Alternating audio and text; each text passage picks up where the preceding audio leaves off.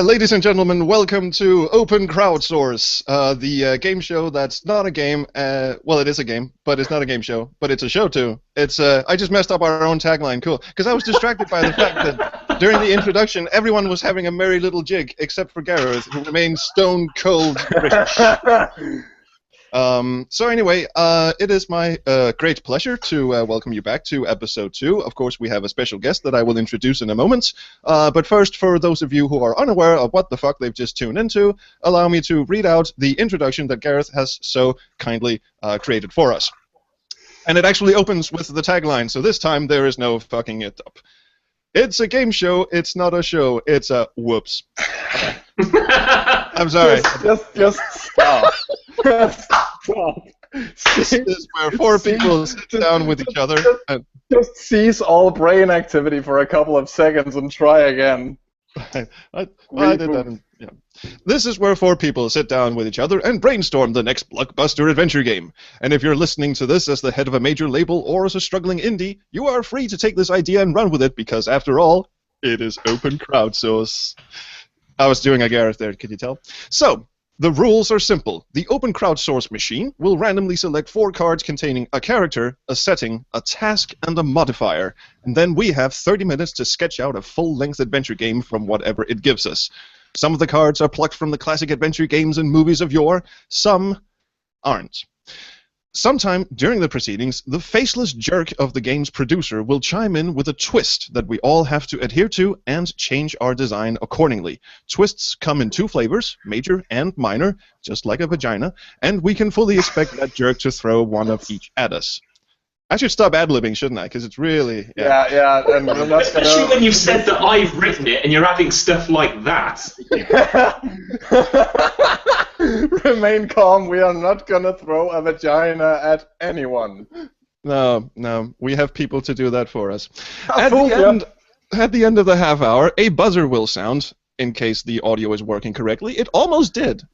And we will recap what we have designed. We record these shows live, so people in the chat room, please join irc.freenode.net at the channel Backseat Designers, or just go to our website. There's a handy little chat client for you to use. Or you can just tweet our asses at BS Designers and get involved by suggesting plot points, additions, and, most importantly of all, the title for this masterwork. Right, Mr. David X. Newton, do you have any idea of what the hell you've just signed yourself up for? Well, I have an idea now, and I'd like to apologize to all my followers in advance. That's good. In case you are wondering, that is very good. Yeah. Yeah. In case any of David's followers are wondering what he's doing on this show, I've been a fan of his YouTube work for quite some time now, and left him a charming YouTube comment in which I explained I had the running shits, and his videos greatly cheered me up. Oh yeah, David, you did, didn't you? Yes, I did. And David was very courteous and didn't even make fun of me, even though he probably should have. For those of you who don't know who David is, Gareth has also prepared a scintillating introduction. I have to get out my best announcer voice for this one. Ladies and gentlemen, boys and girls of all ages, welcome our guest at this time, the YouTube sensation from the Haggis Nation. No one can hold a candle to the man who's too Scot to handle. There's no killing him, 'cause he went to the same college as Prince William. The chic geek on a streak who thinks reading manuals is for the weak. The coder from Fife who's as sharp as a knife. The dream house from teammouse.net. And still, WBA bantamweight champion of the world, David the X Factor Newton! Woo! That was spectacular. Brilliant. I can't ask for a better introduction than that. That was absolutely spectacular. But if you have anything to add, sir, please do so at this time. Yeah, so I suppose I am kind of a Let's Player. It kind of happened by accident. What I wanted to be known for was game design, releasing games. So I've just released Crystal Terrace 2 on Steam. There was a Crystal Terrace 1, but I wrote it when I was 16, and it's terrible, so just ignore that. And yeah, take a look at my channel, and if you're disgusted or you can't follow my accent, then What can I say? I became a fan of yours, sir, through the Prince of Persia video that you did. You made a review of Prince of Persia on every system known to man, almost, and then you went on to do Prince of Persia clones, and then 2 Escape the Room series, which were what really caught my attention and really was the impetus for inviting you onto this show. That Escape the Room series is brilliant. You watch a man crumble before your very eyes. It's amazing. Yeah, it's Elements by I've forgotten his name. Can anyone remember on the fly? But yeah, Elements, Escape the Room game, and I can't really say anything about it without spoiling it. But play it because it will shock and surprise and exhaust you. Yes, especially the latter. I suppose before we go any further, I should also introduce my co-hosts. I kind of fumbled the order there, but of course I am joined, as always, by my esteemed hetero life mate and colleague, Frederick. Hello. And the man with the PhD and the beard, Mr. Gareth Millwood. And that's all I have. That's I'm all recording this from my boss. Well, you have a third thing. You have too much spare time. Yes, that is evidently true. That's true for all of us right now, I reckon. And the skills to match. Okay, so is anyone in the mood for designing an adventure game? I am, actually. That's why we came here. Really? Yeah, why not? Let's give it a try. Fred, is the machine ready? Yes, Mom. I was not expecting that. I don't think you told me you were going to do that. Igor, start the machine. It's only this time the audio works. So, yeah, let's briefly take David through the rules, and we're off in this motherfucker. Yeah, I'm already a bit worried by a couple of the icons shown in here. They all represent something that's in the deck. All right. Conspicuously absent is Cardinal Watkins. I can't believe it's not butter as well, so I fully understand your grief. Oh, actually, is Cardinal Watkins on the left card on the bottom right? Is that Cardinal Watkins? Well, it is. I think it's the Pope. Oh, right. It's the Pope from I haven't actually met him, so I can't say for sure if it's true to his likeness up and close. Maybe all on the bottom 3 row is Mr. Watkins in various get-ups. Various incarnations. Here in America, there's a variety of I can't believe it's not butter that comes in spray can form. So there's nothing that I can more readily believe is not butter than something that you aerosol onto a surface. Right. Oh, so before anyway, we get moving, we are going to start the machine in just a second. But Gareth, do we have both video, audio, and our fancy little faces on the YouTube channel? I didn't notice fancy little faces on there when I checked just as we came on. Well, I guess it's impossible to do screen sharing and have the thumbnails. What I will do is after clicking the suspiciously green-looking begin button, I'll unlock the screen so we can have talking heads for the remainder of it. Right. And then I will lock it at strategic points if needed. Right. So without further ado, let's hit the button, shall we? Let's roll. And it crashed. You're kidding. This is fantastic. No, I am not kidding. I will. Oh yeah, we saw the. There is a bug in the software. I will attempt to run it from elsewhere. Whoever wrote this software is obviously incompetent. He's a piece of shit. I know him, and he's. Oh, now speaking of people crumbling before your very eyes, will everyone please feast their eyes on the Dane with the titties and beard T-shirt? Yes. I am sweating profusely. Now, but I will say that what we've learned from this is that you can either have working audio, or you can have the cards come up. Do you know what's really? You know what's really unfortunate is when you restart the software, we'll have to listen to the theme tune all over again. No, I got that covered. All right, cool. I'm gonna, you guys improvise. I am improvising. The audio version's going to require some editing. No, right, well, I'm going to have a look at the code. We may be delayed slightly, ladies and gentlemen. Do not adjust your set.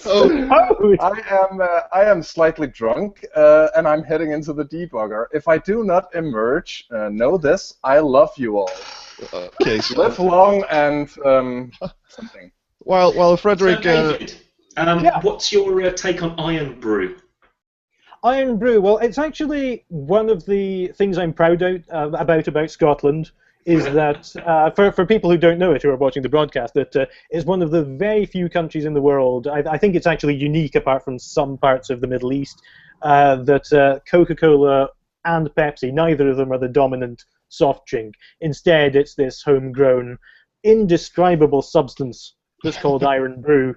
So the fact that Iron Brew is also disgusting is immaterial here. I think it's nice enough to be independent like that.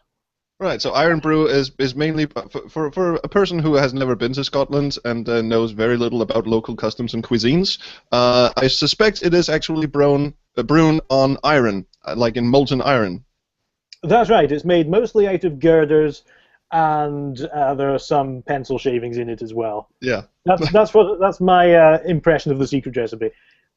Well, in contrast, Danish beer is famous for you know that old Monty Python joke where they say it's like making love in a canoe. Mm-hmm. Yeah, it's fucking close to water. Now that's not. I was in Denmark not 2 months ago. Might be 3 months ago. Point being that it was very much not close to water. In fact, you seem to think of 5% beer as pretty weak. I was rather drunk, as this YouTube series actually documents. Yes. Well, I suppose your Viking mileage may vary. To us, it's if we pick up a Heineken or something you know, close to the sun. Yes. Yeah. As our esteemed co-host is currently doing, we kind of feel like, well, maybe it's just a glass of soft drink that's been left out too long. I have figured out the glitch. Someone added a card and they added it improbably. To the person who added a card without a card has been played flag. Fuck you. I didn't touch the software, so this one isn't on Gareth. Or you were very, very drunk last night, Fred. What was the card? The card was, well, I can't mention that on air. What if it gets picked? Which apparently is happening, but yeah. It's one of the funnier ones. Tell us after the show. I will. I think I am lucky, so let me start up here. And for those of you editing the audio podcast, please cut back in here. When you hear this sound, turn the page. Do not adjust yourself. You guys keep improvising. Now that I've figured it out, I just have to make this ready for consumption. Right, Gareth, why don't you ask him another question, and I can tell I'm going to need a second beer for this. So if you'll excuse me, just a second. You're right, wee man. It's yourself. Come on then, man, or you get the malky. No idea. I know that phrase and nothing else. Oh, can they Valashi M&Ms? Only Valashi minstrels. That was something about sweets. Mm-hmm. No, there's a very funny Scottish program called Chewing the Fat, where they do this stand-up of Gaelic programs with sock puppets, and they speak cod Gaelic to each other. But it is exactly what Scottish television is like.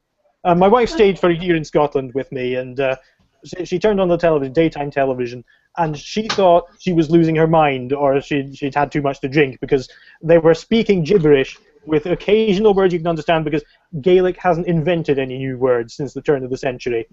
So you have only Valashi helicopter. I do know one phrase in Gaelic, actually, which is Coesset Hashe, which means... These fries are overcooked.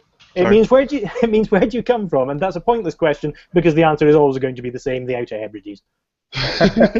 So if you notice, I'm sharing the screen again because break a leg. I think we're ready. To those who just joined, we had a technical glitch because someone didn't edit the XML file with all the cards right. It can't be. I developed this, but it cannot be my fault. Right. All right. For those of you who are unable to watch the thumbnails currently, Gareth is flipping everyone off. Yeah. So I think that's as good a time as any to hit the begin button. and I shall read the cards aloud for those of you following No, the... it crashed again. It Yeah. Fuck you guys! I think we should roll a dice or something. Who the fuck did this? What monkey program? I explained thoroughly to you what this program expects from the fucking file, and you still fucked it up. The beta works. Just load up the beta. I cannot believe this. You have ruined my career. This is going on my curriculum. Fred is especially sensitive to these kind of technical I'm difficulties. not sensitive. You guys ruined my game. Because this is the man that complains when people turn up 10 minutes early. Yeah. Yeah, it's your fault, Troels. I don't know how, but by God, I'm gonna blame you for it. I haven't even added a single card since we started. I resorted to just spewing shit out in the Facebook chat, and you guys added the card. True confession time. Right. I think what I'm gonna do is I'm gonna just share my screen again when the cards have flipped, and then we'll have to make with that. Right. Okay, it is here. It is here. I'm sorry, the timer has started. Read. Oh, quick. Right.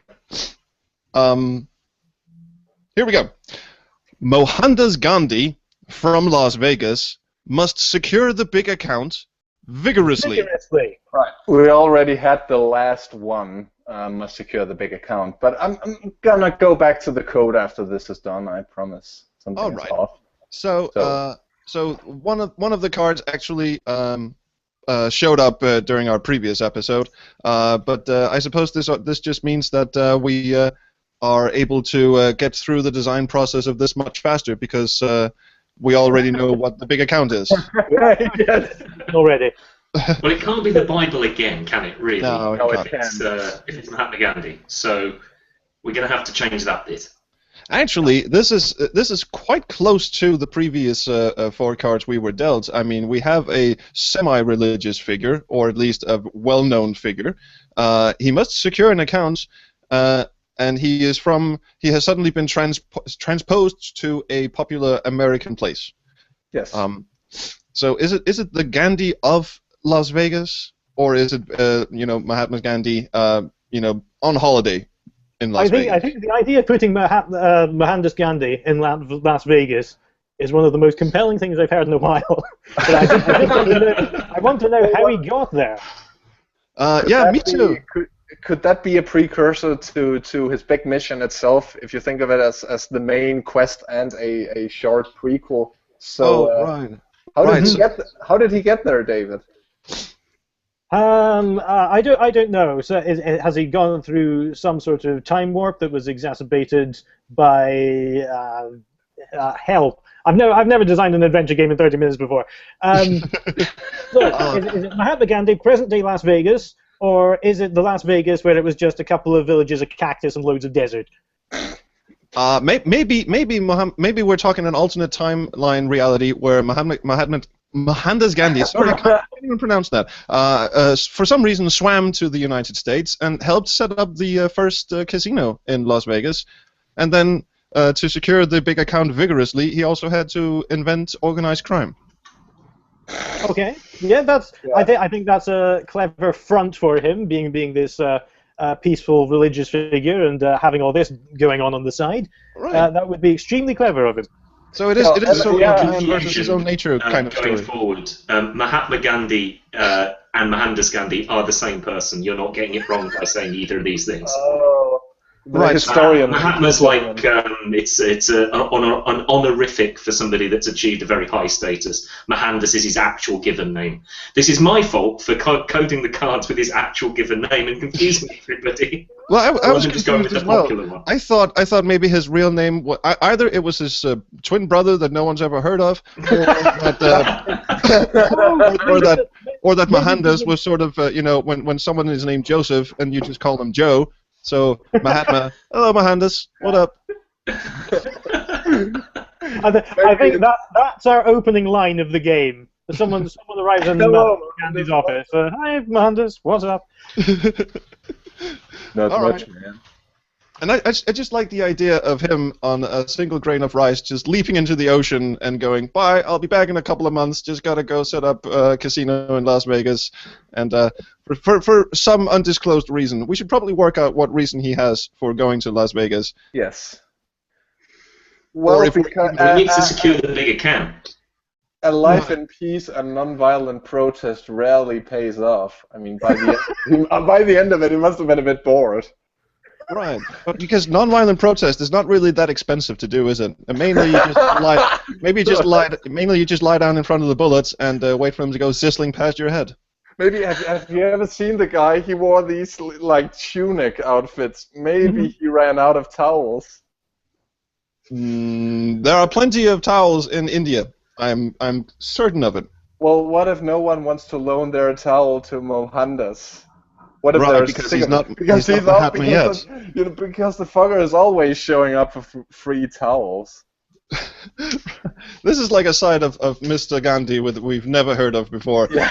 He was a staunch believer in non-violent protest and basically brought about the independence of India, but he was a bit of a nooch when it came.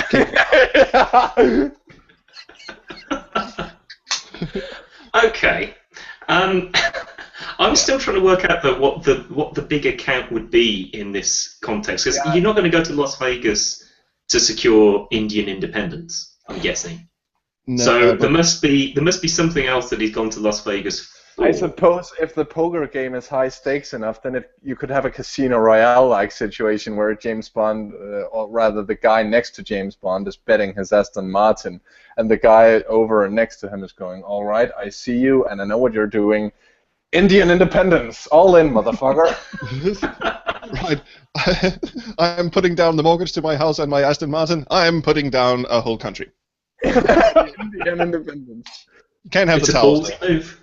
Yep. There's this guy sitting in there in a uniform and a big mustache just go, "Well, tally-ho, I shall raise Indian independence." That's the worst Indian accent I've ever heard. Well, yeah, it was a British accent. Because they didn't have independence, so you wouldn't have an Indian going to Las Vegas. That's the last thing you'd see. All right, should we just finalize if we're talking about a modern day alternate reality kind of thing? Are we talking about the secret vacation of Mr. Gandhi that no one ever heard of back in when was the whole independence thing? Was it 19? Mid-40s. Mid-40s, right. That last one sounds more like a feel-good movie. Mr. Gandhi's Las Vegas Adventure. Like the Bob Hope Road 2 movies, yeah. Saving Mr. Gandhi. Actually, I think the deciding vote should go to our dear esteemed guest, Mr. Newton. I definitely like the second idea. I think we can transform a family feel-good movie into the adventure game tie-in version. I like that. Gandhi's excellent adventure. Yeah, Gandhi's magical desert adventure. But I think one of the advantages we've got here is that we can make it very open world, because they'll have the entire of the city of Las Vegas to go around solving puzzles, trying to work out, I don't know, maybe he gets screwed over in a casino or something. He's clearly won, and that might be the big account, maybe, that he's clearly won a big jackpot, but he's been screwed out of it. That could be it. Yeah. And this really beautiful croupier, sorry, not a groupie. He didn't have those yet because he's not Mahatma yet. He's still Mohandas. This beautiful croupier is really feeling bad about having bamboozled a person who has apparently swam across the continent. Which is an amazing feat, and that should just be the opening cinematics, just him waddling through the ocean. It could be the opening action sequence. Press Z and C alternately QuickTime event to swim across the Pacific Ocean. Oh my God, I'm so tired. I can hardly believe it. Why did I sign up for this? This is Mohandas Gandhi. That's borderline racist, Fred. Hands up to the... It's not borderline, it is, right? I can't believe it's not racist. We do have an excellent suggestion from the hero of the Adventure Gang community here, Serena Nelson, on the chat room, who suggests that Larry Laffer should be a special surprise guest. Where do you get your suit so white? Is someone just going to mute his ass? Oh wait, he's the host. Yes, I think the NCAAP. Right. I'm sorry if this episode is not available on YouTube after the fact. I'm so sorry. Oh shit.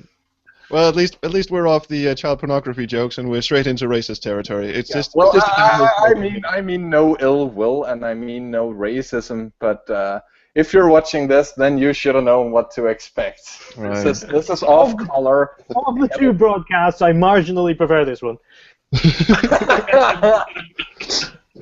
But okay, so we've got a brilliant independent mind of the 20th century, who's for some reason swimming across the Pacific Ocean to go to Las Vegas, which is quite a swim. And once he actually reaches shore, it's quite a trek as well. You would expect. Is that also a QuickTime event or walk Ghandi? I'm guessing that's more of a cutscene.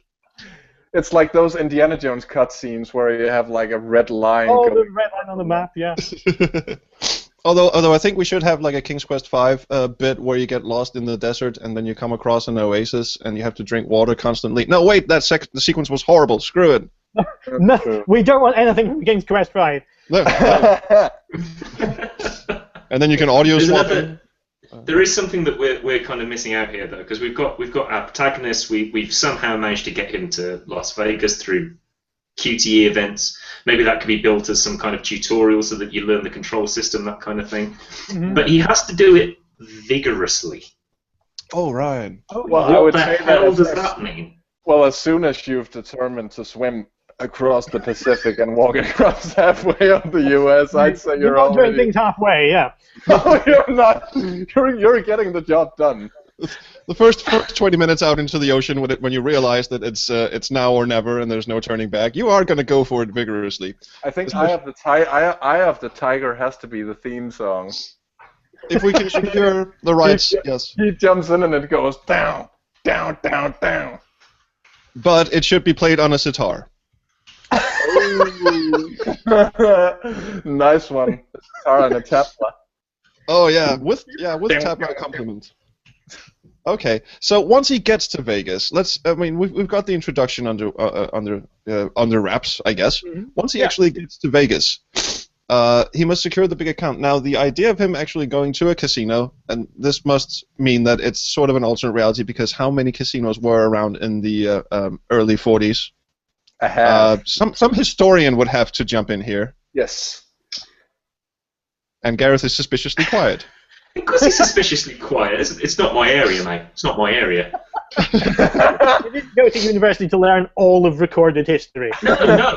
I did a very narrow PhD on a very narrow thing, and now I don't want to learn anymore.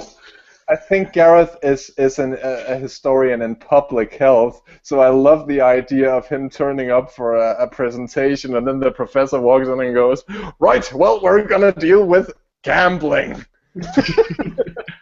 The 1940s is when it's starting to take off and become this kind of resort for people to go to, but it still had that reputation as being the seedy kind of place that Frank Sinatra went on to. What we could do is we could say that he didn't really get shot, and that he just went for somehow kind of, like Elvis didn't really die, that kind of thing.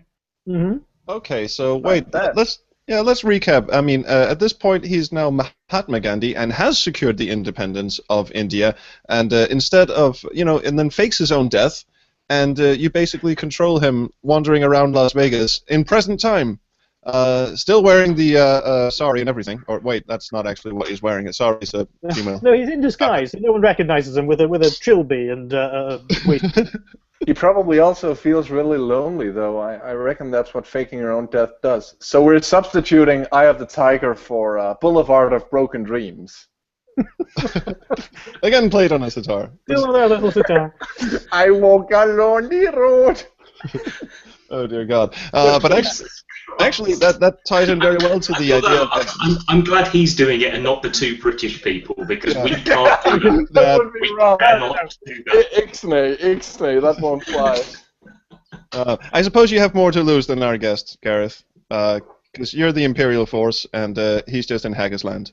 He's from Haggisland. We invented the television and everything, Yeah, but still, then you manage to creep everyone out by boiling a sheep in its own stomach. And then... Oh, it's really tasty though. Actually, so this is apropos of the whole thing. Have you ever had haggis pakora? I haven't tried that. It's amazing, apparently. I've not had it, but I saw another YouTuber, deep fried, battered and deep fried bits of haggis in Indian batter. Sounds tasty. Carry Amazing. on. Right. This is why we have such a low life expectancy. Well, that and Scotch, which is something I can relate to. Oh, Scotch. No, Scotch is what actually keeps people going, I suspect. Much like the Irish and their whiskey. We should probably get back to the... Right. Still on timer, because Mr. Gandhi is definitely not drinking Scotch and eating haggis in Las Vegas. Although he could be. But how's everyone feeling about the faking his own death and just like Les Manley style, just walking around Las Vegas looking for love because he's had it with he's already achieved everything that he wants in life. He has a special place in history now, and now he can he's just Mr. Gandhi who lives on the 3rd floor of the casino. And trying to score. So it's basically Gandhi as Leisure Suit Larry at this point. This is a place that I never thought we would reach in a mere 15 minutes. That just meant that there are now 15 minutes left. So right. Design away. Yes. Sorry, David, you were saying. Yeah, I was just saying that I never thought we would reach this point in 15 minutes where we have Mahatma Gandhi living on the 3rd floor flat in prototype Las Vegas. So where did he go from there? What's his goal? Well, he must secure the big accounts. Apparently, he has a new life goal.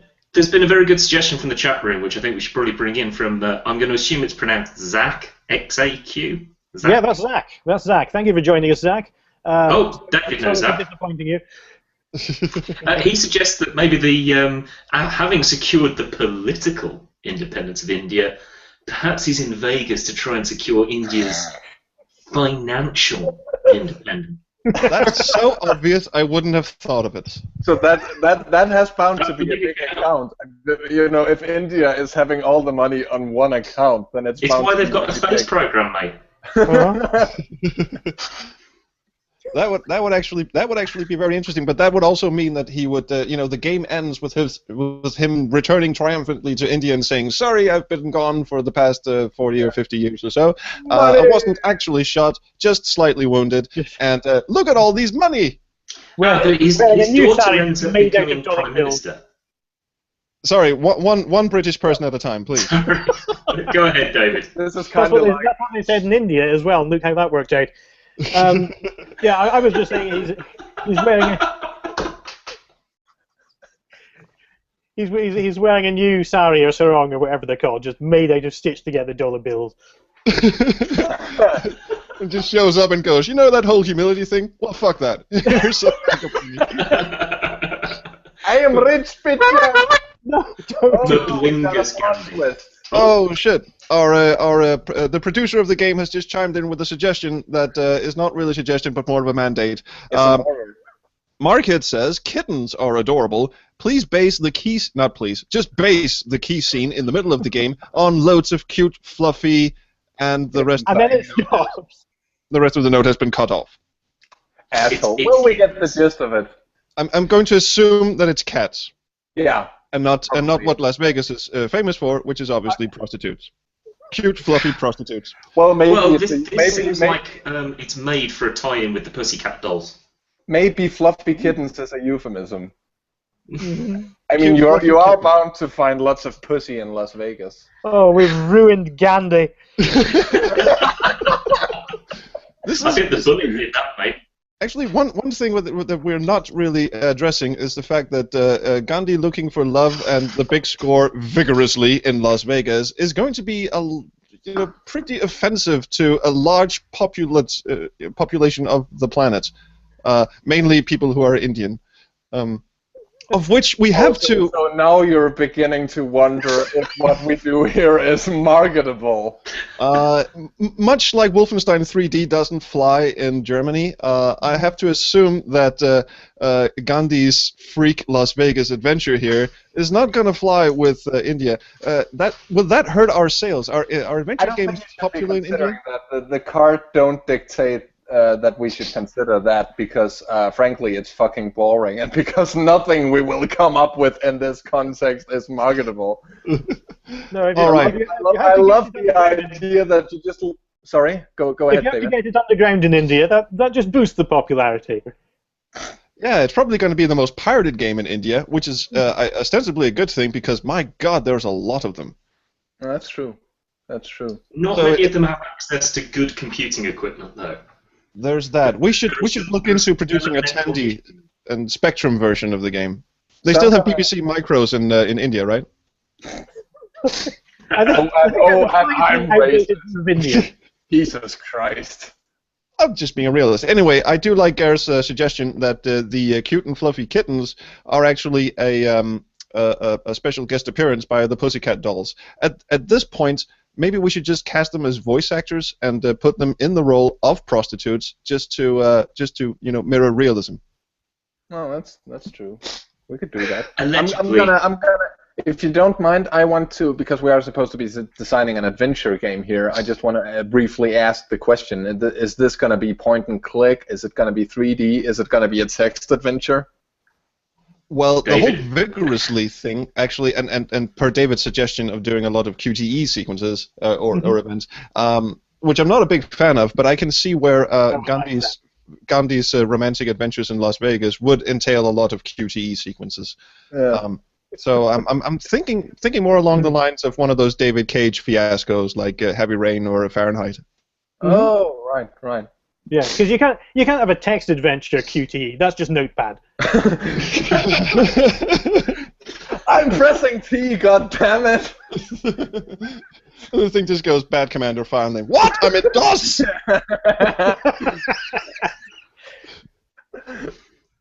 All right. It's like a Heavy Rain Fahrenheit type sort of thing. Yeah, I can roll with that. All right. So we've got the premise. Actually, Mr. Newton, would you like to sum up the premise that we've got so far, at least according to your own head? Absolutely. So we have Mohandas Gandhi, having secured the independence of India, has gone into hiding after his assumed death. He faked his own death so that he could swim across the Pacific Ocean, don a trilby and a trench coat, go to live in the third floor flat somewhere above a casino, and begin working underground to secure the financial independence of India as well, with special appearances by the Pussycat Dolls. I think it's marketable. Yeah, I think we've got a winner here. That was the green light pitch. Yeah. Right? That's because they always say you have to have an elevator speech. You have to have that clear, concise, 45-second, what's your game about, go. And I think that was it. Yeah, you, sir, clearly have a dream. Or a nightmare. Yeah, this is actually better than the green light pitch I wrote for my own game. I don't know how to market a game. I'm British. I don't have any enthusiasm. This is a platform game. I mean, you can always, do a mod for your own game. Just have Mahatma Gandhi running around in Las Vegas, jumping on Pussycat Dolls. I don't know. Kidding aside, is there an end game to this? I mean, I like the idea of him just, hopping on a ferry or booking passage on a first-class flight because, he swam there, so he's going home in style with gobs of cash. But can he ever return home? Well, I'm picturing a montage sequence where he jumps onto the ferry and he goes home to India and there's like dollar bill confetti and it's all set to the tune of Viva Las Vegas. On a sitar.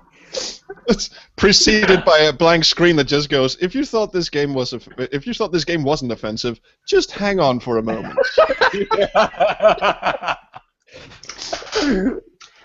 His daughter ends up becoming Prime Minister of India. So I'm wondering whether he wires the money to her. Because he can never return home. but he can be the biggest player in Las Vegas for his final days. I'm So it's one of those. Gandhi, bald, in his sunglasses with a cigar. Yeah. He'd be like the brown Groucho Marx. We broke Fred. Brown Groucho Marx. I love that. I suppose. You talk. What, were you vaccinated with a gramophone needle? I suppose he would have a rapier wit about him. I mean, I understand that Gandhi, the real Gandhi, actually had quite a killer sense of humor. No, He was a lawyer. I'm just picturing Groucho Marx as Gandhi. The British may look like idiots, they may talk like idiots, but don't let that fool you. They really are idiots. Fred should totally voice Gandhi. Because Denmark isn't on the shit list of enough countries. We've already covered the Middle East in terms of that. Let's just go for India as well. Yeah, draw some cartoons of it. You'll be fine. Yeah, we're just crossing out nations off the list. I mean, it worked well for the English. Why not us? Well, we got the tea out of it. Well, if we're gonna have him be Groucho Marx, can we at least have a variation upon the cabin scene from A Night in the Opera, which you must see if you're not familiar with it. Oh, really brilliant definitely. stuff. And I suppose we also have to pay tribute to the Hunter S. Thompson epic Fear and Loathing in Las Vegas, so we have to have him at least ride around in a red convertible sports car. Oh dear, there's only 5 minutes left. What now? Okay. But we do seem to have the gist of it. Could we come up? I mean, we've got a beginning. Well, we've only destroyed the integrity of one of the most famous men of the 20th century. We've basically ensured that none of us are ever going to India on holiday. Ever. Of course, he has been slandered in computer games before. The famous bug from Civilization, which made him really warmongery as soon as you discover nuclear weapons. But he didn't act as Groucho Marx in that, which I thought was a shame. No, that was in the DLC. I'll grant you that. Also, I do believe I read somewhere that Gandhi's warmongering methods in Civilization was actually the result of a programming bug. Yeah. Yes, correct. I know nothing about programming bugs, so nope, I can't chime in. This entire episode was off to a swimming point. Oh dear, the producer has just chimed in with... oh dear, I'm so sorry, David. This is... The twist that just appeared is, you can't use anything until Roberta has. Every piece of plot and technology has to have appeared in the King's Quest series first. Now, has there been a King's Quest game that used Las Vegas. Used the QTE? Yes, there has. The newest one actually does. Of course, not designed by Roberta. Of course it does. King's Quest is just take every terrible design idea and somehow build it together into a game. So, do we allow people to drop important items into the lake? Yes. Do we let you drown in a puddle on their way across the screen? Yes. Do we let you solve this by using standard English phrases? No. What are you thinking? Will the sidekick at random points chime in with a, "Ooh, I'm surprised you didn't know how to do that"? Now, it doesn't say that we have to incorporate every bad idea Roberta ever had. We just have to exclude. We just have to. I'm gonna roll with it and say we need an Indian talking owl sidekick in a little turban. You don't like my turban, Mr. Gandhi? No. That's getting a bit dodgy again. Yeah, probably is. Sorry. Maybe we can do this as an FMV adventure game, just to be slightly more offensive than... Well, King's Quest didn't at any point do an FMV game, which is something we should be grateful for. I mean, that and that the outbreak of World War III hasn't happened yet are two of the best things in my life right now. Oh, sorry, because I just read the first sentence, which was, we can't use anything until Roberta has, and she has made FMV games, but of course they have to have appeared in... Well, technically, King's Quest VII had FMV cartoons. Well, that's true. So we're now going to animate Mahatma Gandhi, played by Groucho Marx. Yes. riding in a red sports convertible, hitting the casinos. It is better than glorious 256 colours. It is better than FMV taking some disgruntled actor and putting him in a Ghandi costume and saying, right, well, here's what you have to do. Okay, so with 90 seconds to go, David, what do we have?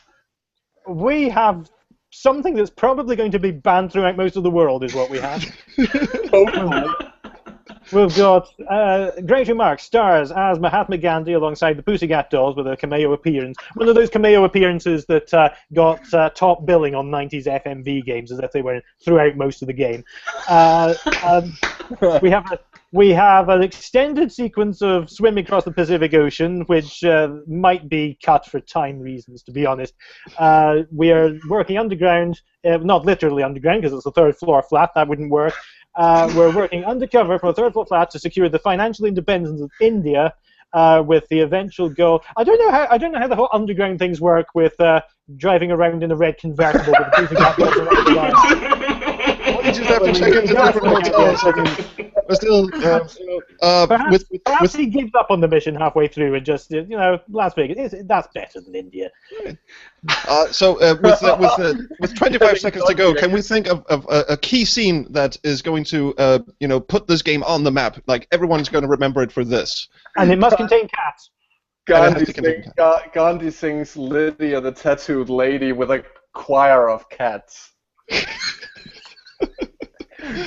This is an optional sequence. I have no idea what we've just done, but... No.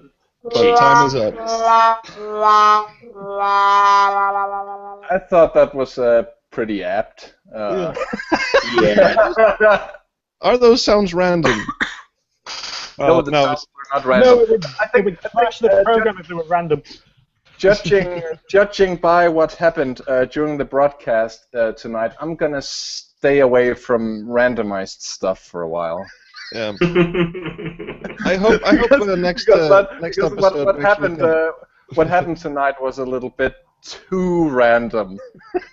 That's not on my list of desirable outcomes. And yet, apparently one of the cards didn't get marked as played, so we got the same card 2 episodes in a row. I think the problem was that in a panic I just copied the original file with all the cards not marked as played into the directory, and I should have checked beforehand, but this is what happens when you stress out a programmer. I think, a drunk programmer. We were all worried that this wouldn't be marketable. We do have... I asked Serena Nelson halfway through this whether she would be willing to donate to a Kickstarter for this.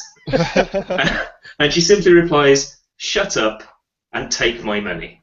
Yay! That means that it's definitely being released. And I know we can't... I also know we cannot design anymore at this point because the timer has run out, but I just want to draw your attention to one of the last messages from the IRC channel. This is from Zach again, who suggests, and I quote, "Gandhi throws a cat at a mafia hitman in order to get away, setting off a QTE." Oh, that's a good one. That is really good. You will never take me alive!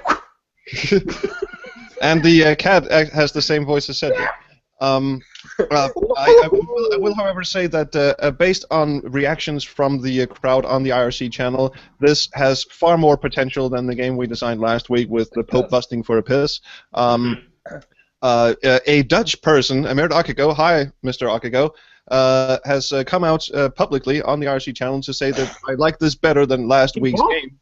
It's not that kind of IRC channel. We're not really.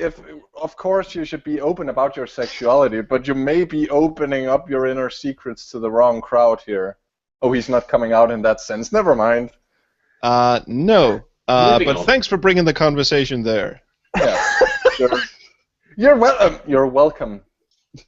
So, just to get some sort of context, Mr. Newton, sir, thank you first of all for joining us for this slapdash experience. What were your how do you feel about the crime against humanity that we've just committed? I feel like I've just lost all my followers. No, you still have me. Was it worth it? And that's worth it alone. Yeah, I think that I think we have something marketable here, and I'm going to get the copyright on it as soon as possible. All right, cool. So definitely. I mean, you already have a Steam license, developer's license, I guess, or whatever one of those things are called. I've never published a game in my life, so that's why we do this thing, because Fred and I have no real talent to speak of, so we just sit and bitch at real game developers. That's basically how this show got started. Speak for yourself. I programmed. You programmed the random thing that crashed. I programmed that. I've also done programming on games that actually worked. Yes, but are any of them available on Steam? No, they're not. Yeah. Are any of them available outside of the dark web? I wrote more on Serena than you did, so crap it. But you didn't program a single thing of it. No, I didn't. I also wrote some music, but never mind. Yeah. Talent is only measurable in lines of code. I wrote a grand total of maybe 3 messages, and I still think I did vastly superior work. Anyway, must be very proud. Anyway, enough bickering, wife. Let's sort of round this up in a sense. I'm gonna throw this out there if you'll permit me. I'm so sorry. But now that we have some people in our IRC channel, I think it might be worth asking if anyone's got a title for this game. Ah, yes, and Mr. Guest from last week has already chimed in and says "Fasting Furiously." I like it. I love it. We had another one earlier in the proceedings. Just when the cards came up, they came up with it straight away, and I'm trying to find it on my chat log. Serena also writes, Serena was a piece of crap. We can't use that. That is the name of the title of the sequel of Serena. Okay, obviously. Amaya Cargo said, Ghandi 2, no more Mr. Nice Guy. That was just when the cards came out. Well, he is a nice guy. We are keeping it lightheaded. I mean, he's just trying to secure Indian financial independency. What dependency? Well, that's you will all bow down before me and my giant sacks of money. That's the major plot twist where it just goes dark. He returns to India and realizes that the person next to him had actually put financial dependency on the line. See, now here's an idea. I know we're not deciding anymore, but can I just throw out an idea that you have this Jedi Knight kind of system where you can either go light Gandhi or dark Gandhi? Either India or you free them from... Dark Groucho or light Groucho? That's a bit racist, mate. Oh, I can feel the darkness flowing through me. And there goes your last follower, David. The counter has just been going, and for that last bit it just went. I should, I'm going to give you a free tip here, David, and say you should probably not like this video on your channel. Just pretend it never happened. Don't show your friends, don't show your family. This is between us. So what did you do this weekend? Oh, I went to Las Vegas, had a good time. Met Gandhi. He was financial independency for India. I designed a day's work. What did you do? Oh, I designed a game that will be universally hated by every rational person in the universe. That's nice. But it'll still be better than India that I work with, I'm more concerned about. I'm sorry? It's the people from India who I work with that I'm more concerned about. Please give them my warmest regards. Okay, no, it's alright, they're from Sri Lanka, it's fine. Everything that happened in here happened for satirical purposes. Yes, of course. We should boringly disclaimer this by saying none of us are racist, except possibly Gareth, but that's because he's British. Yeah. They've got their little. If they didn't want to be conquered, they shouldn't have been so poor. And on that scintillating note, I don't think we can dig ourselves any deeper. No, we have to consider whether there is going to be a third episode. Watch your shoulders, gentlemen. I'm gonna throw this one out to each and every one of you. Any last remarks, and then we're just gonna hit the stream. Gareth, you go first. My last remark actually came from Serena Nelson again. in response to your bickering, she says Serena was a piece of crap. Okay. Oh. Nice one. Fred, programming genius of the 21st century, any last remarks? I'm very sorry about my genius. I will definitely try to have more of a situation where you're certain of the outcome next time around. So I'll give you this. Next time, episode 3, it either works 100% or it just burns up my computer. I'm not sure which it's gonna be, but I'm going back to boot camp. But thank you for bearing with me in all seriousness. Oh, no problem. And I just love the opening sentence of that was, I'm sorry for my genius. My genius has been locked in the cupboard and will be appropriately flogged. And lastly, our esteemed guest, David X. Newton. It was a great pleasure to meet you finally, sir. And I sincerely hope we'll do that again under better circumstances. What are your last thoughts? Well, absolutely. Thank you for having me, and try to tolerate other people's cultures, and also go on to Steam, buy Crystal Towers 2, and make me very, very rich. Thank you. Yay! Yay! So again, thank you, ladies and gentlemen.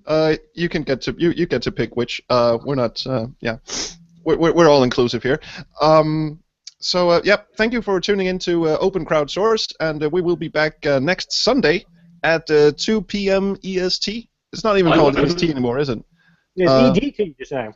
It's just ET. And we shall phone home at 2 p.m. next Sunday, 8 p.m. Denmarkian time. Fred is pointing at me as if he wants to say something. No, that was the ET thinker. Oh. Might want to wipe that thing off before you point it at me, please. I want to say though, I'm not going to be here next week because I'm going to be at an academic conference pretending not to be racist. I want this shit by the time I get back in a fortnight. So with Gareth's absence next week, we actually have booked 2 very special guests. One of them is my dear friend Brian Demodulated Devons, host of the Square FM podcast, and Fred, who's the other one? The other one is Sean Mills, who is the guy from Infamous Quests, the guys behind Quest for Infamy, and a couple of fan games. They did a Space Quest 2 remake, they did a King's Quest 3 remake. Most importantly, he is the co-manager of Infamous Quest, who is not Steven Alexander, whom we have been talking a lot about on Backseat Designers. Well, we were contractually obliged to mention him. Yeah, we were. Because he gives us money. Yeah. That's not even a joke. That's actually true. And Sean doesn't give us money, but I'm not going to hold it against him. After the next episode, he will give us money. Right. And otherwise we'll have to tie him up and send him to India. Like that other guy. Yeah. Tune in next Sunday at 8 p.m. ET, phone home. That joke never gets old. 8 p.m. time. And once again, thanks to David X. Newton, and thanks to my dear co-hosts. And you can now kill the stream, and I will go kill myself. Yes, thank you, gentlemen, and goodbye. Goodbye. Goodbye.